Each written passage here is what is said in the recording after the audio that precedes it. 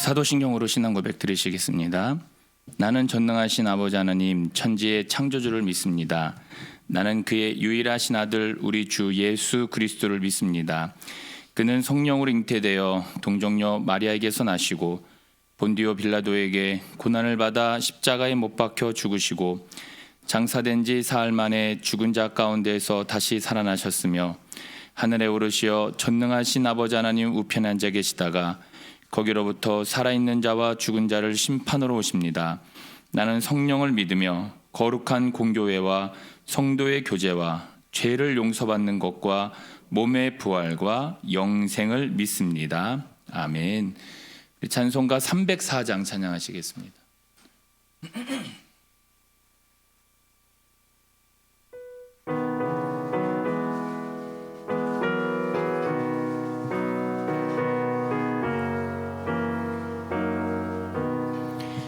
그 크신 하나님의 사랑 말로 다 형용 못하네. 저 높고 높은 별을 넘어 이 낮고 낮은 땅 위에 태범한 영혼 구하려 그 아들 보내사 화목제물 사시고 죄 용서하셨네. 하나님 크신 사랑은 증량다 못하네. 영원히 변치 않는 사랑 성도여 찬양하세.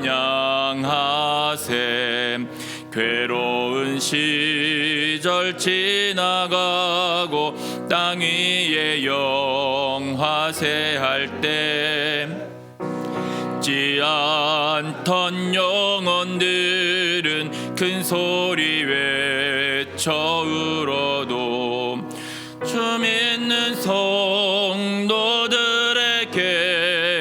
큰 사랑 베푸사 우리의 죄 사했으니 그네 잊을까.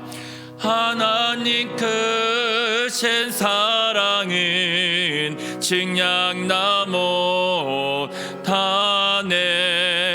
영원히 변치 않는 사랑 성도여 찬양하세.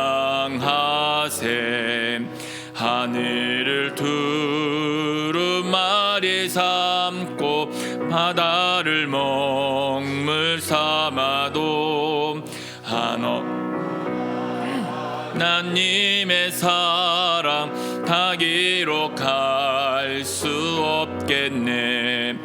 하나님의 크신 사랑 그 어찌 닿았을까. 저 하늘 높이 쌓아도 채우지 못하리. 하나님 크신 사랑은 증량다 못하는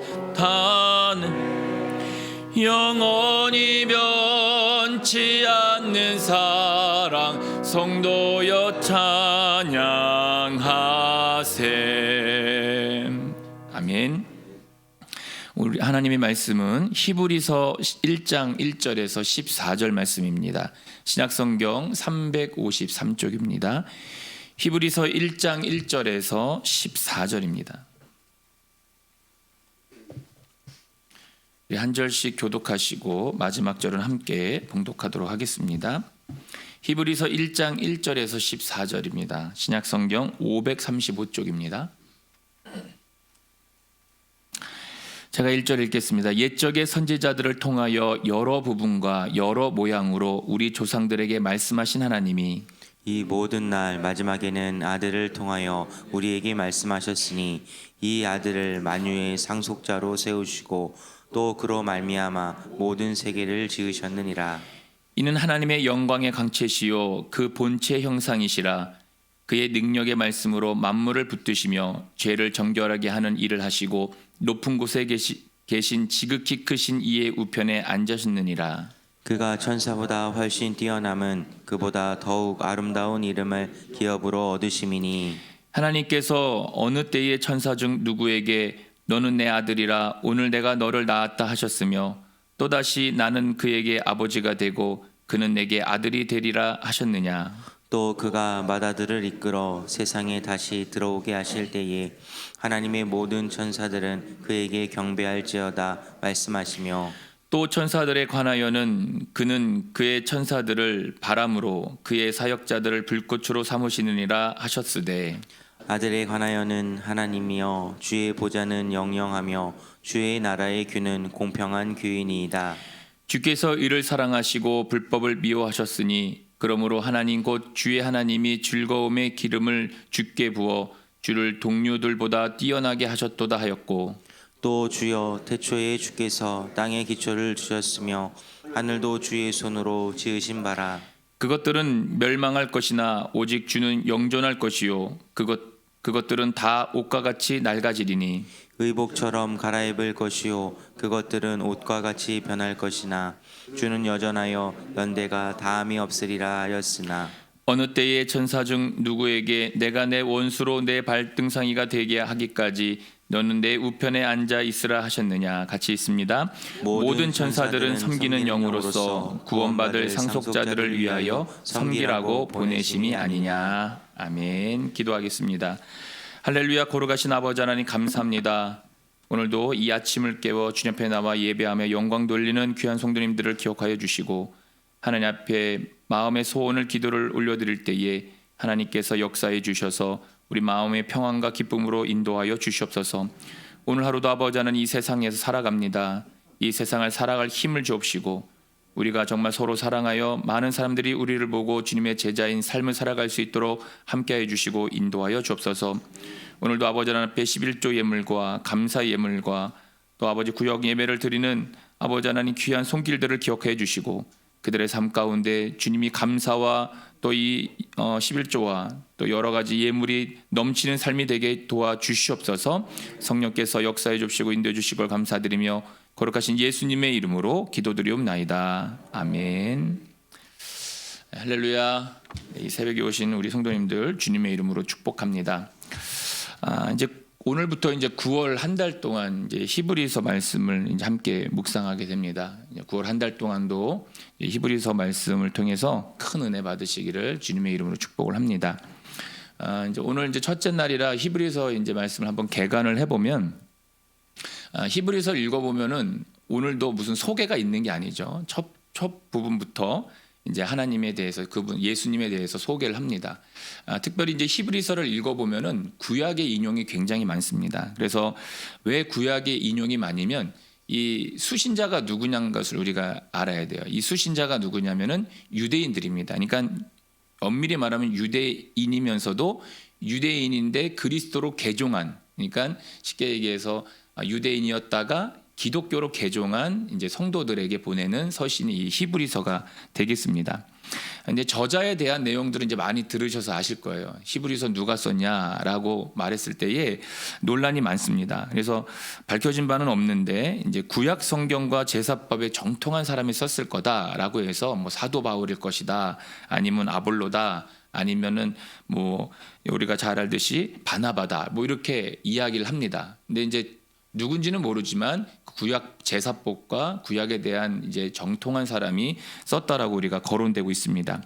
그러면 이 히브리서가 언제 쓰여졌는가 했을 때 여러분이 이제 히브리서를 이제 오늘부터 묵상해서 오늘 한 달 동안 이제 이 말씀을 묵상해 보면은 이제 성전에서 이제 희생 제사를 드리는, 그러니까 예수님이 대제사장을 넘어서 그 예수님이 그 우리의 영원한 대제사장이라고 하는 말을 이제 인용을 하는데 결국은 성전이 있을 때 이 성경이 쓰여졌다고 해서 우리가 주후 60년 경에 이 히브리서가 쓰여졌다 이렇게 보고 있습니다. 그리고 히브리서를 크게 두 부분으로 나누면은 이제 첫 부분이 1장부터 11장 18절까지 그리스도의 우월함, 그러니까 왜 그리스도에 대해 우월함에 대해서 말할 수밖에 없는지에 대한 것은 우리가 이제 뒤에서도 얘기하겠지만 유대인이었다가 그리스도로 개종한 이 기독교인들이 어려움 때문에 자꾸 이제 다시 회개하려고 하는 그 어떻게 보면 메말라가는 그 성도들에게 이 하나님의 아들 예수가 누구신가, 그러니까 그분을 이제 소개를 하는 겁니다. 그래서 다시 한번 믿음을 갖게 하는 내용이 오늘 이 히브리서 말씀이고, 이 히브리서 말씀을 우리가 잘 묵상하고 이 말씀이 우리 안에 있으면 우리도 이 말씀 때문에 은혜 받고 살아갈 수가 있습니다. 그래서 이 말씀이 참 은혜가 되셨으면 좋겠고요. 두 번째 부분은 10장 19절부터 이제 마지막 13장 25절까지인데, 여기까지는 이제 성도를 향해서 권면하는 겁니다. 이 말씀을 통해서 이 예수 그리스도가 누군지, 이 예수 그리스도를 통해서 우리가 어떤 모양으로 또 이 어떤 형태로 나갈 수 있는지를 잘 말해주고 있습니다. 그리고 이제 이 히브리서 안에 담겨져 있는 이제 신학적인 어떤 사상이 있는데, 그것이 뭐냐면 예수 그리스도는 천사보다 모세보다 여호수아보다 아론보다 그 어떤 존재보다도 뛰어나시다는 분이에요. 왜냐하면 아까도 말씀드렸지만 이 어떻게 보면 개종한 이 유대인들이 다시 자기네 그 유대교로 다시 회개하는 것이 뭐냐면 이 예수 그리스도에 대한 믿음이 약해졌기 때문이 그렇거든요. 그래서 이런 은혜가 이제 그 히브리서 안에 있습니다. 그리고 마지막으로 이 히브리서 안에 들어있는 내용이 뭐냐면, 우리가 이제 인간은 이제 구원에 있어서 완전히 구원은 예수 그리스도를 통해서 이루어진다는 것을 이제 이 히브리서 말씀을 통해서 이제 말씀을 하고 있습니다. 아까도 말씀드렸지만 이제 왜 그러면 이 히브리서를 통해서 왜 이 개종한 유대인의 그 기독교인들에게 이 말씀을 보내냐 했을 때에 그 당시에 그들에게 이제 고난이 닥쳐온 겁니다. 그러니까 밖으로는 고난이 찾아온 거예요. 예수를 믿었는데 핍박이 오고 고난이 찾아오고, 그러니까 내면적으로는 예수님이 이제 부활 승천하신 후에 오시겠다고 약속을 하셨는데 더디 오시는 겁니다. 그러다 보니까 바깥으로는 이제 핍박이 있다 보니까 고난이 오고, 내면적으로는 오시겠다는 예수님이 더디 오시다 보니까 이 속에서 이제 어떻게 보면은 신앙이 흔들리기 시작한 겁니다. 내면의 어떤 그 신앙이 메말라 가면서 그 모든 것이 안 되어 가는 과정 가운데에 이 유대인들이, 그러니까 기독교로 개종했는데 기독교는 아무런 힘이 없구나, 나한테 어떤 위로가 안 되는구나라고 느꼈던 거죠. 이제 이런 겁니다. 이제 점점 시간이 지나면서 목숨 걸고 유대교에서 기독교로 개종했는데 예수님 오시지 않고, 또 자기가 예수 믿고 어떤 은혜라든가 여러 가지가 변해야 되는데 그건 아니고 핍박이 오고, 그러니까 시간이 지나면서 이거 아닌데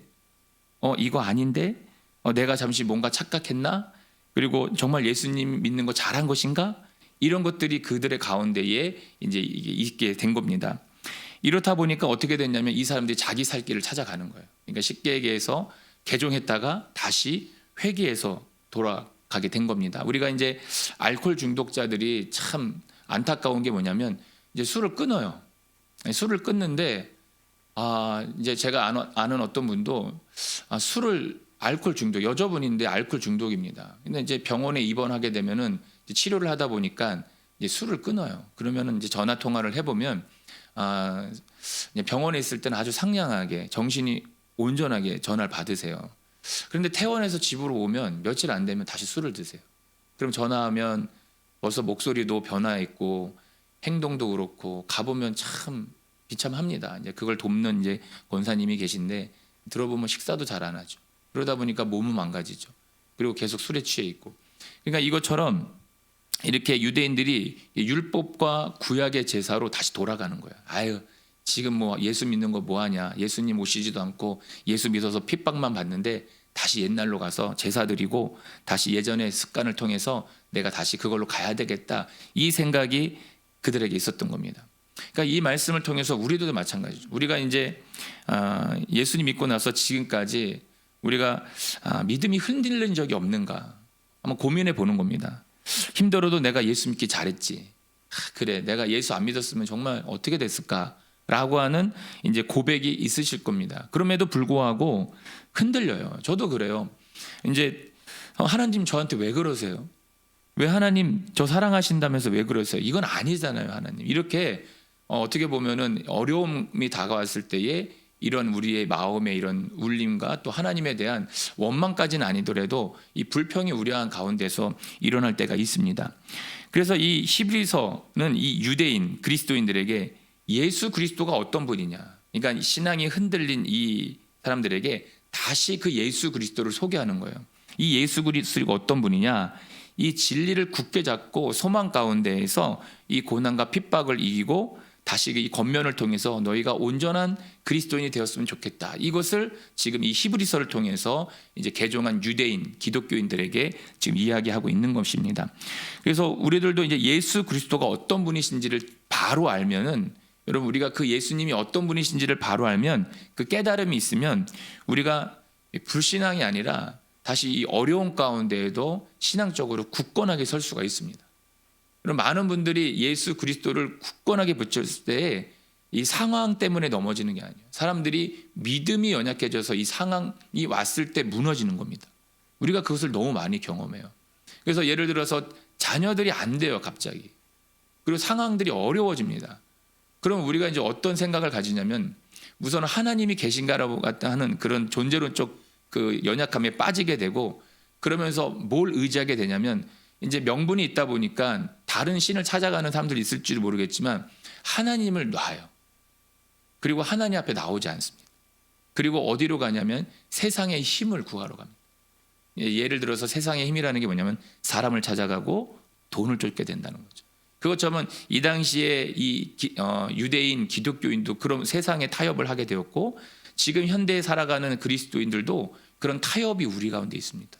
그럼 우리 고민하면서 생각해야 될 게 뭐냐면, 내가 혹시 신앙생활하면서 이 세상과 타협하고 있는 것은 없지 않은가?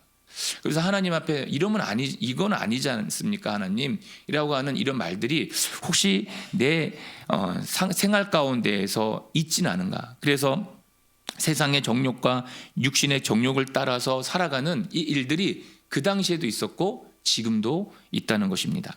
자, 그래서 오늘 1절 말씀을 보면 그렇게 나와요. 옛적에 선지자를 통하여 여러 부분과 여러 모양으로 우리 조상들에게 말씀하신 하나님이라고 말씀하고 있습니다. 그러니까 옛날에 과거의 구약 때부터 하나님께서 선지자를 통하여서 여러 모양으로 이제 이 예수가 누군지를 소개했다는 거예요. 그런데 여러분, 로마서 1장 20절에서 21절 말씀을 보면 그렇게 하나님이 선지자를 통하여서 이야기했는데 사람들이 어떻게 합니까? 로마서 1장 20절에서 21절 말씀 보면은 창세로부터 그의 보이지 아니하는 것들 곧 그의 영원하신 능력과 신성이 그가 만드신 만물에 분명히 보여 알려졌나니 그러므로 그들이 핑계하지 못할지니라. 하나님을 알되 하나님을 영화롭게도 아니하며 감사하지도 아니하고 오히려 그 생각이 허망하여지며 미련한 마음이 어두워졌나니, 이렇게 말합니다. 그러니까 우리가 예수님께서 이 땅에, 이것 때문에 예수님이 마지막 클라이막스가 뭐냐면은 예수님이 이 땅에 찾아오신 거예요. 그러니까 얼마나 하나님이 구약을 통해서 선지자를 통해서 예수를 얼마나 증거를 했는지 몰라요. 그런데도 불구하고 사람들이 어떻게 했다고요? 하나님을 영화롭게도 하지 않고 감사하지 않고 그 생각이 허망해졌다는. 그래서 보다 못한 하나님이 그 아들을 이 땅에 보내신 것입니다. 여러분, 이 말씀을 믿으십니까? 그래서 2절에서 3절에서 그 예수가 누구신지를 분명하게 얘기하는 거예요. 1절에서 4절까지의 말씀이 이 히브리서의 서론과 같은 부분이고 핵심입니다. 그래서 2절, 3절에서 보면은 그 예수님이 어떤 분이신지를 7가지로 설명을 해요. 우리 먼저 2절, 3절에 보면은 예수가 만유의 상속자라고 말씀하고 있습니다. 그리고 두 번째로 모든 세계를 지으셨다고 얘기해요. 그리고 세 번째로 하나님의 영광의 광채시다. 네 번째로 그 본체의 형상이시고, 다섯 번째로 그의 능력의 말씀으로 만물을 붙드시며, 여섯 번째 죄를 정결케 하는 일을 하시고, 일곱 번째가 높은 곳에 계신 지극히 크신 이의 우편에 앉으셨다. 이렇게 말하십니다. 그러니까 여러분, 이 예수님은 단순히 무슨 다른 종교의 석가모니나 무슨 공자처럼 위인이 아니라, 여러분, 예수 그리스도는 하나님이시라는 겁니다. 여러분, 이게 우리가 믿어질 때에 다른 신하고 비교할 수 없는 이 세상을 창조하시고 만물을 창조하시고 우리를 지금도 우리와 함께 하시는, 우리를 인도하시는 하나님 우편에 앉아 계시는 하나님이시라는 거예요. 우리는 그 하나님을 믿으시는 겁니다. 여러분 우리 믿음이 연약해지면은 이런 생각을 해요. 그래서 어떤 생각을 하냐면은 에이 석가도 똑같고 공자도 똑같고 예수도 똑같아. 거기서도 다 사랑 얘기하잖아. 그러니까 종교 다원주의로 빠질 수가 있어요. 그래서 A 코스, B 코스, C 코스 얘기하면서 야 저기 산 꼭대기 가면 똑같이 다 사랑 얘기하니까 다 똑같은 거야. 여기에 빠지게 됩니다. 근데 그건 아닙니다. 석가나 공자는 그냥 위인이에요. 그런데 예수는 누구시냐면은 예수 그리스도는 하나님이신 거죠. 이 하나님이 우리의 아버지시라는 거예요. 그러니까 신앙이 흔들렸던 이 유대인들, 개종했던 이 유대인 기독교인들이 회개하니까 이 히브리서 말씀을 통해서 다시 한번 설명해 주는 거예요. 여러분 우리도 어디 갈 때 이제 설명을 듣지 않고 가면은 막 흔들리잖아요. 아, 이만큼 왔으면 다 왔겠지라고 생각했는데 한 뭐 5km를 더 가야 된대요. 그럼 또 더 가요. 근데 이제 더 갔는데도 또 물어보면은 좀 더 가야 된대요. 그럼 무슨 생각이 드냐면 아니 다시 돌아갈까? 이제 거짓말하는 거 아니야? 막 이 생각이 들잖아요. 근데 그때 이제 지도를 꺼내놓고 여기입니다. 여기 돌아가면 여기가 있어요라고 설명을 들으면 마음에 안심이 되는 거예요. 아 그렇구나. 온 것까지는 힘들어도 요만큼만 가면은 이제 도착할 수 있겠구나라는 생각을 하면은 마음에 위안이 있어요. 그것처럼 오늘 이 히브리서 기자는 이 유대인 기독교 개종한 이 유대인들에게 이 예수는 하나님이시다라는 걸 설명하는 거예요. 그래서 그 7가지를 통해서 분명하게 그분이 누구신지를 설명하면서 마지막에 높은 곳에 계신 지극히 크신 이의 우편에 앉아 계신 그 예수님은 하나님이시다라는 것을 설명하는 겁니다. 그러니까 이게 우리 심령에 딱 들어올 때에 너무나 큰 기쁨이 있는 거죠. 그래서 2절에 그분이 누구냐? 아들이라고 하나님의 아들. 이 아들은 라고 설명하고 5절에서는 뭐라고 설명합니까? 너는 내 아들이라 오늘 내가 너를 낳았다. 그런 천사들을 그렇게 낳았다 얘기하지 않았다라고 설명을 해요. 오늘 본문을 읽어보면 그렇게 얘기한 거는 시편 2편 7절을 인용해서 너는 내 아들이라 내가 너를 낳았다 이렇게 지금 설명을 하고 있는 것입니다. 그러니까 여러분 동물의 새끼는 동물이라고 얘기하죠. 사람의 새끼는 그냥 사람이라 얘기합니다. 그러면 하나님의 아들은 누구죠? 예수라고 하지만 하나님이신 거죠. 우리가 삼위일체를 통해서 그 예수님은 하나님이시라는 것을 이야기하고 있는 겁니다. 우리가 믿는 예수님은 하나님이십니다. 그 하나님이 우리를 존재케 하신 분이고요. 이 세상을 창조하시고 이 세상을 섭리 가운데 운영하시는 분이 우리 하나님이시라는 거예요. 우리가 이 세상을 막 살아가는 게 아니라 하나님이 이 섭리 가운데 우리가 살아가고 있어요. 그 하나님이 우리의 삶을 인도하십니다.